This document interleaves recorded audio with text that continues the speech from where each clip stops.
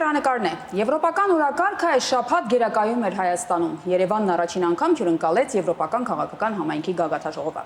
Անցկացվեց Հայաստանի Եվրամիություն առաջին գագաթաժողովը։ Սրանք զուտ խորհրդանշական միջոցառումներ չէին, այլ Հայաստան-Եվրամիություն հարաբերությունները նոր մակարդակի բարձրացնելու շոշափելի ցուցիչ, հստակ արդյունքներով։ Դե որոնք են դրանք մանրամասնենք Հայաստանում Եվրամիության դեսպան Վասիլիս Մարագոսի հետ։ Ձեր գերազանցություն, շնորհակալություն մեզ միանալու համար, բարի գալուստ Շանթ հեռուստաընկերություն։ Շատ շնորհակալություն։ Եկեք ամփոփենք այս եվրոպական շաբաթը, մասնավորապես Եվրոպական քաղաքական համայնքի գագաթնաժողովը։ Այն պատմական համարվեց, իսկ ո՞րն է գլխավոր ուղերձը եւ որոնք են կոնկրետ արդյունքները։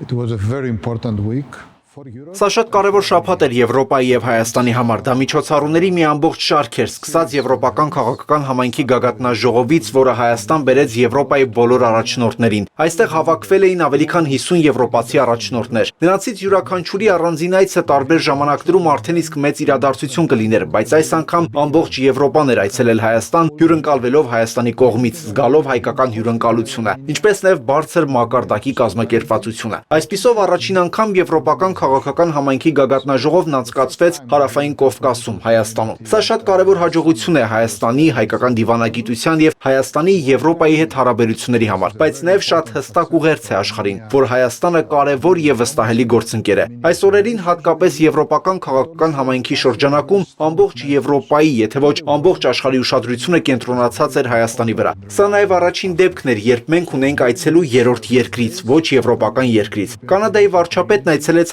Հայաստան ոչ միայն հայաստանյան կողմի հետ հանդիպելու, այլ նաև Եվրոպայի իր գործընկերների հետ քննարկումներ անցկացնելու համար։ Այսպիսով սա իսկապես շատ կարևոր իրադարձություն էր։ Եվ կարծում եմ այն հնարավոր չէր լինի, եթե Հայաստանը որոշում չկայացներ առաջ շարժվել խաղաղության օրակարգով, բարեփոխումների օրակարգով, ինչպես նաև աշխարհին ցույց տալ, որ հայ ժողովուրդն արժանի է ավելի լավ, ավելի բարեկեցիկ եւ ավելի անվտանգ ապագայի։ Եվրոպայի առաջնորդները եկել էին այստեղ աջակցելու խաղաղ եւ բարեկեցիկ Հայաստանի այս տեսլականին։ And prosperous Armenia. Անցնենք Եվրամիություն Հայաստան գագաթնաժողովին, կարող եք ասել, որ այս գագաթնաժողովից հետո Հայաստան-Եվրամիություն հարաբերությունները մտել են նոր փուլ։ Ինչն է բնորոշում այդ նոր փուլը։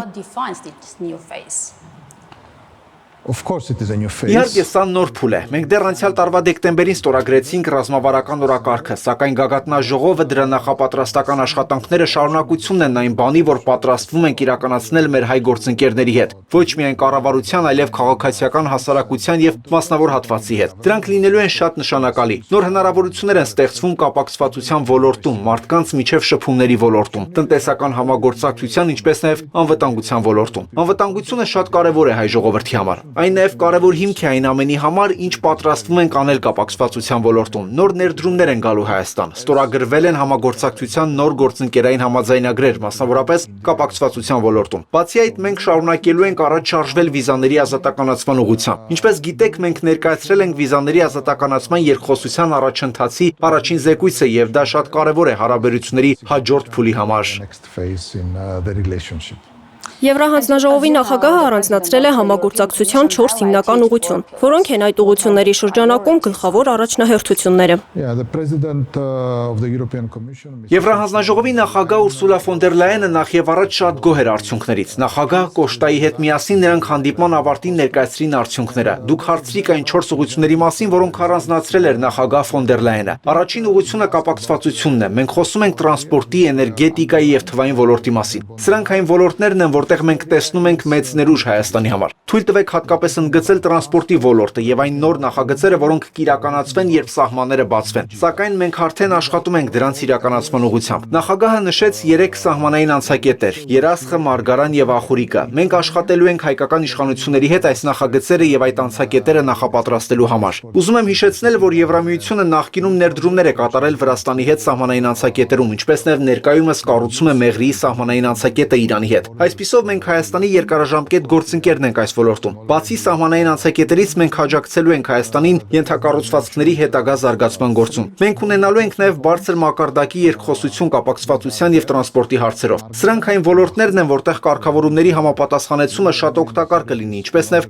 անհրաժեշտ կլինի ամրապնդել հաստատությունները, որպեսզի դրանք կարողանան կառավարել այն նոր հոսքերը, որոնք կգան տարածաշրջանում խաղաղության եւ հարաբերությունների կարգավորման արդյունքում։ Երկրորդ ուղղությունը անվտանգությունն է։ Շատ կարևոր է ընդգծել, որ Հայաստանում գործում է Եվրամիության դիտորդական առաքելությունը։ Դա մեր հանձնառության մի մասն է ուղղված խաղաղությանն ու կարգավորմանը։ Մենք նաև աջակցություն ենք տրամադրում Եվրոպական խաղաղության հիմնադրամի միջոցով։ Արդեն ունենք 2 աջակցության փաթեթ։ Եվրամիությունը 30 միլիոն եվրոյի դրամաշնոր է տրամադրել Հայաստանի զինված ուժերին։ Խոսքը ոչ մահաբեր սարքավորումների մասին է, սակայն շատ կարևոր է ապահովել զինված ուժերի դիմակայունությունը, բժշկական աջակցությունն ու անհրաժեշտ սարքավորումները, որոնք արդեն մատակարարվում են Հայաստան։ Ուզում եմ նաև ընդգծել, որ մենք աջակցելու ենք ականազերծման աշխատանքներին։ Ինչպես գիտեք, ընթացող սահմանազատումը շատ բարդ գործընթաց է եւ ականազերծումը դրա կարևոր բաղադրիչներից մեկն է։ Մենք արդեն գնում ենք ականազերծման մեքենաներ, որոնք կօգտագործվեն սահմանազատման ընթացքում զոհերից խուսափելու համար։ Անվտանգության ոլորտում մենք աշխատում ենք նաև անվտանգության համակարգի բարեփոխումների ուղղությամբ, այնպիսի քայլերի վրա, որոնք Հայաստանը կդարձնեն ավելի դիմակայուն եւ անվտանգ։ Մյուս ուղղությունները վերաբերում են մարդկանց միջև կապերին։ Ես արդեն նշել եմ վիզաների ազատականացումը, սակայն խոսքը միայն դրա մասին չէ, խոսքը նաև երիտասարդության, կրթության եւ մշակույթի մեջ մեր ներդրումների մասին է։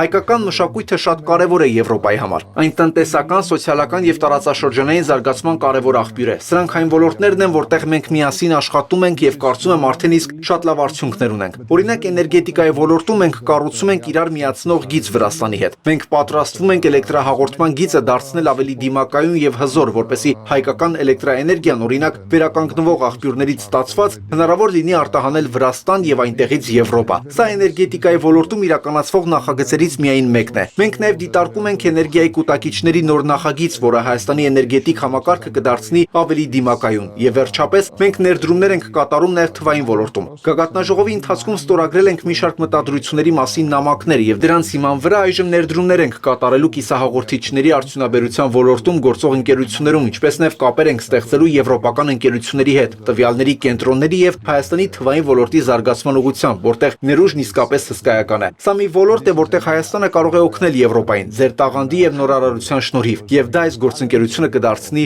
ավելի ամուր։ And this will make this partnership much stronger. As far as I understand, Ինչպես հասկանում ենք, կապակցվածությունը երկու գագաթնաժողովների առանցքային բառն են։ Ինչու է այն կարևոր Եվրամիության համար, ինչ դեր է Եվրամիությունը տեսնում իր համար տարածաշրջանային կապակցվածության առաջմղման գործում։ connectivity. Yeah. Connectivity is important for all of us. Կապակցվածությունը կարևոր է բոլորիս համար, այն կարևոր է Հայաստանի համար եւ կարևոր է Եվրոպայի համար։ Այն կապակցվածության նախագծերի միջոցով, որոնք Հայաստանը կապելու են տարածաշրջանին։ Եվրոպան շատ ավելի մոտ է լինելու կենտրոնական Ասիային եւ Կասպից ծովին, եւ սա դառնալու է միջին միջանցքի մի մասը։ Սա նոր հնարավորություններ կստեղծի ոչ միայն այս կապակցվածության երթուղու երկու ծայրերի, այլև բոլոր այն կետերի համար, որոնք լինելու են այս ճանապարհի մաս։ Այսպիսով հայ ժողովուրդը եւ հայկական բիզնեսը շահելու են այս նոր նախագծերից։ Ինչպես նաև հայկական տնտեսության արժեքային շղթաների այն ծավալների ներառումից բեռնափոխադրումների եւ առևտրի մեջ, որոնք իրականացվելու են այս կապակցվածության ուղիներով։ Այս ամենը չափազանց կարևոր է լինելու։ Այսպիսով սա շահավետ է բոլորի համար։ Սա փոխշահավետ համագործակցություն է եւ հենց դրա համար է անհրաժեշտ խաղաղությունը։ Հենց դրա համար է անհրաժեշտ համագործակցությունը, որովհետեւ կապակցվածության միջոցով մենք կարող ենք միասին ավելի ուժեղ դառնալ եւ ստեղծել ավելի լայն դիվերսիֆիկացիա ու փոխկապակցվածություն, ինչը օգուտ է բերում բոլորին։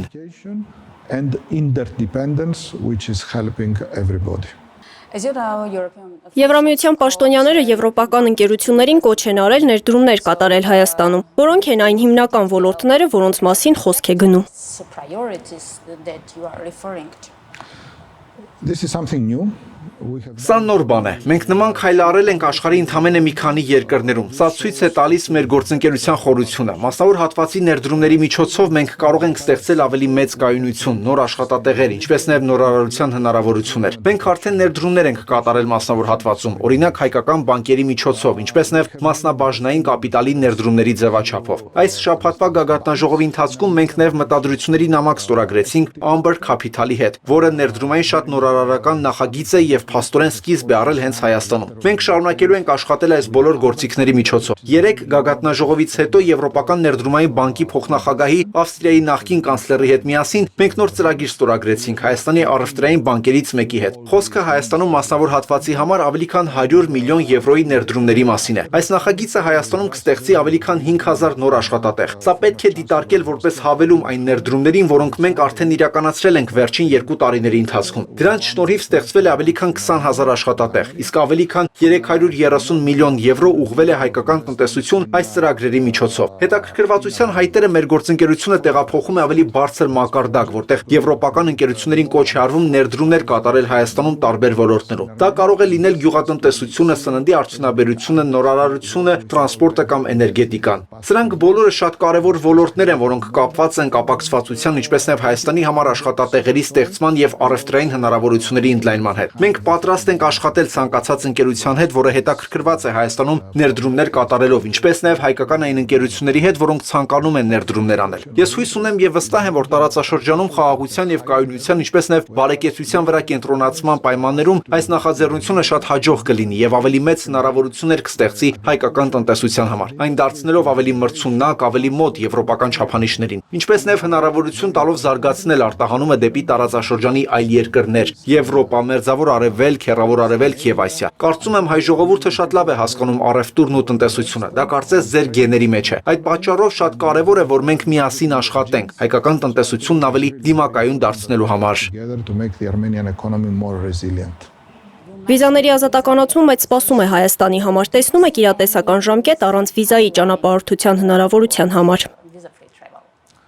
Կարևոր է նշել եւ հիշել, որ Հայաստանը միակ երկիրն է, որի հետ Եվրամիությունը ներկայումս վարում է վիզաների ազատականացման բանակցություններ։ Սա շատ բան է ասում մեր գործընկերության խորության մասին եւ այն մասին, թե որքան ենք մենք հանձնառու իրականացնել մի բան, որը շատ կարևոր է հայ ժողովրդի համար։ Ինչու է սա կարևոր։ Դա կստեղծի մեծ հնարավորություններ, ավելի շատ բիզնես կապեր, ուսանողների փոխանակման հնարավորություններ, զբոսաշրջություն եւ ընտանեկան այցելություններ։ Այսպիսով սա իսկապես մի նախագիծ է, որի վրա մենք շատ կենտրոնացած ենք։ Մենք այս գործընթացը սկսել ենք 1 տարուց մի փոքր ավելի առաջ Եվրամիության անդամ պետությունների շատ կարևոր որոշմամբ Եվրոպական խորհրդում։ Մենք ներկայացրել ենք գործողությունների ծրագիր, ինչպես նաև այս շաբաթ ներկայացրել ենք վիզաների ազատականացման երկխոսության առաջին առաջընթացի զեկույցը։ Սա շատ կարևոր ձեռքբերում է, որը տեղի է ունեցել բավական արագ, այն բանից հետո, երբ մենք մեկնարկել ենք երկխոսությունը։ Եվրահանձնակատար Մագնուս Բրուները, ով պատասխանատու է միգրացիայի եւ ներքին գործերի համար, Հայաստան կատարած այցի ընթացքում, որը եղել է 2 ամսից էլ քիչ առաջ, ասել է, որ եթե Հայաստանը շարունակի նույն տեմպով, ինքը շատ իրական հնարավորություն է տեսնում վիզային ազատ ռեժիմի համար,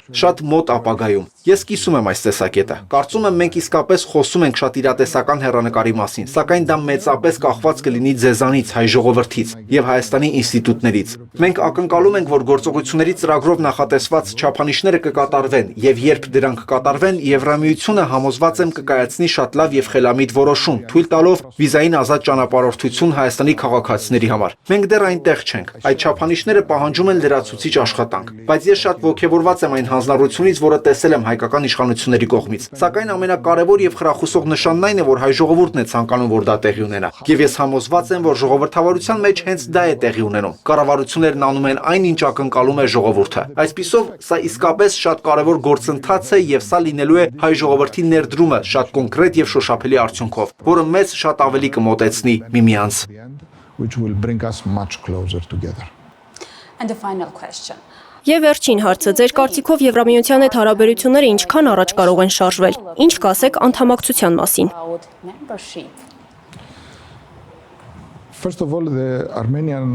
Նախ եւ առաջ Հայաստան Եվրամիություն հարաբերությունները զարգացման շատ լավ մակարդակի վրա են։ Մենք երբեք այսքան մոտ չենք եղել, բայց կարևորն այն է, որ գագաթնաժողովը զարգացման նոր հնարավորություններ է բացել։ Անցյալ դեկտեմբերին ստորագրված ռազմավարական օրակարգը նոր հնարավորություններ է ստեղծել զարգացման համար, եւ այժմ մենք աշխատում ենք այդ ուղղությամբ։ Մենք պետք է միասին աշխատենք արդյունքներ ապահովելու հայ ժողովրդի համար։ Եվրամիության ընդլայնման հետ կապված հարցերը կարգավորվում են պայմանագրերով նախատեսված ընթացակարգերով։ Գոյություն ունի հստակ գործընթաց։ Անդամ պետությունների միջև պետք է լինի համաձայնություն։ Տեխնացու երկրները կարող են դիմել, երբ բավարարեն անհրաժեշտ պայմաններն ու չափանիշները։ Այն, ինչ ես լսում եմ, այն է, որ Հայաստանը մեծ հանձնառությամբ պատրաստ է շարունակել աշխատել մեզ հետ առաջիկա ժամանակահատվածում այս գործընկերությունը զարգացնելու համար։ Եվ ես կարծում եմ, որ հենց հայ ժողովուրդն է որոշելու իր ապագան, եւ հայ ժողովուրդը պետք է որոշի, թե որքան մոտ է ցանկանում լինել Եվրամիությանը։ Սակայն այն, ինչ մենք արդեն անում ենք, մեզ շատ է մոտեցրել, եւ կարծում եմ վիզաների ազատականացման գործընթացը, որի մասին հենց նոր խոսեցինք, ստեղծելու է նոր հնարավորություններ, որոնք թույլ կտան հայ ժողովրդին Եվրոպայում իրեն զգալ ինչպես տանը, իսկ եվրոպացիներին զգալ ինչպես տանը այստեղ Հայաստանում։ Եվ ես հույս ունեմ տեսնել նաև ավելի շատ եվրոպացի զբոսաշրջիկների, որոնք կայցելեն ձեր հրաշալի ու գեղեցիկ երկիր։ wonderful and beautiful country. Պարոն դեսպան, շնորհակալություն այս հարցազրույցի համար։ Ես հիշեցնեմ իմ զրուցակիցը Հայաստանում Եվրամիության դեսպան Վասիլիս Մարագոսն էր։